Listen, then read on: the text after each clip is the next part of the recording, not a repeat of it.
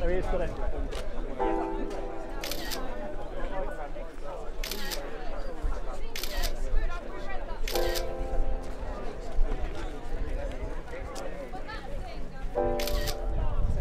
We will give people the right to that say, the final say on the final deal. It is our right to have that say.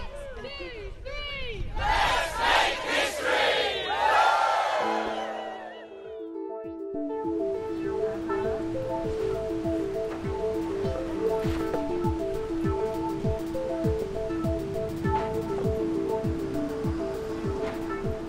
I don't do many commissions, and usually if I do one it has to have a totally open brief.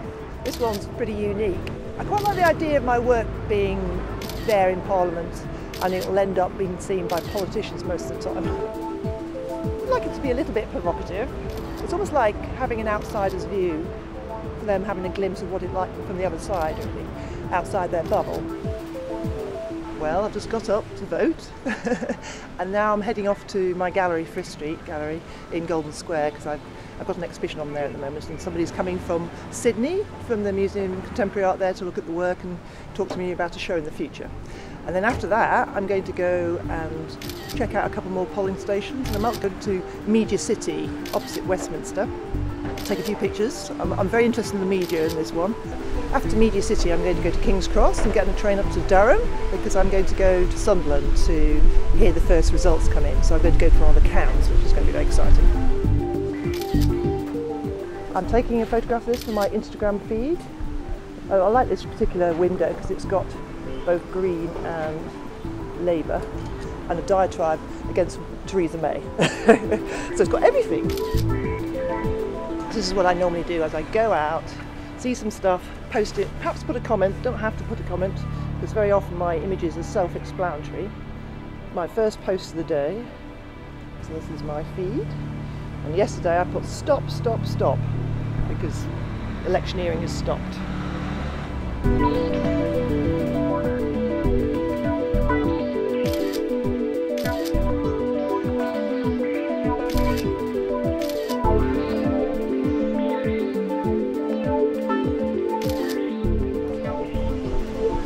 I quite like filming the Carnaby flag, just because as you walk underneath it all the different sections separate. So Scotland separates, England separates, sadly, which might possibly happen if we Brexit.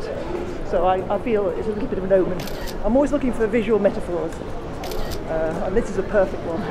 I think I'm getting a little bit of a sense that I might be a frustrated hack and I'm enjoying stepping into the role, just even if it's only briefly. I'm always very nosy anyway, so it suits my personality.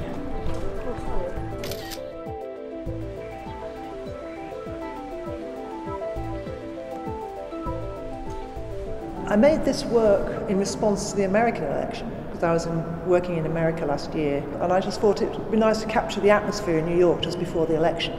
So we went outside Trump Tower and filmed a rally, pro-Trump rally, which was very scary. And then we went around the streets and filmed all the Halloween characters.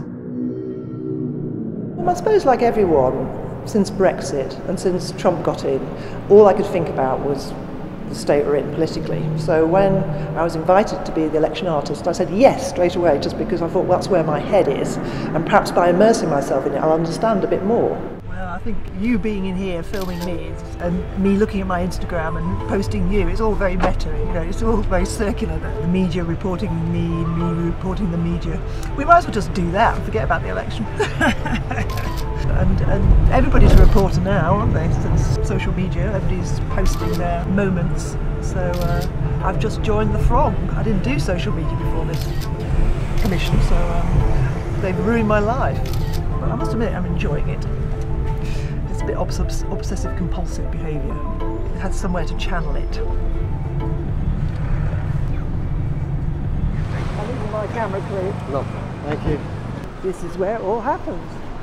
Lots of stuff going on here. I'll take some pics. There's my phone.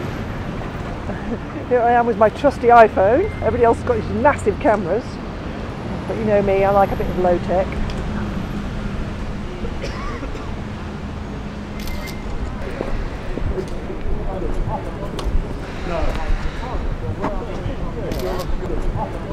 What fascinates me about the media is they're shaping our views. You know, they're editing the politicians and we're reading their distilled, you know, evidence. So really, we as the public are responding to the media rather than, you know, everything's mediated. Unless we can go along and see the politicians speak, we expect to see a little edited highlight of and framed. So I'm interested in the framing, and this lot are the framers. It's like the unvarnished truth before the varnish goes on.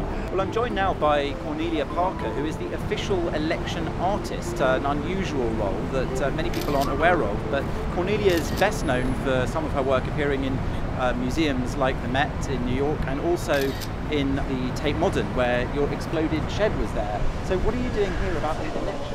I'm enjoying, you know, I'm sort of having a teeny little bit of a sense of the power of this beast. I mean, I'm normally just a humble punter, but I'm here as part of the press pack, so. I've just been following the manifesto launches. I went to the Labour one and I met Steve Bell, who was a great cartoonist, and a lot of the left-wing media. And then I went to the Conservative manifesto launch.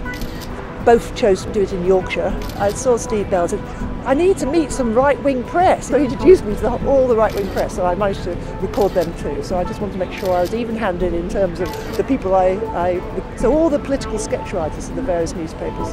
And here I am, I'm a sort of unofficial political sketch writer or image maker. So that's how I see myself.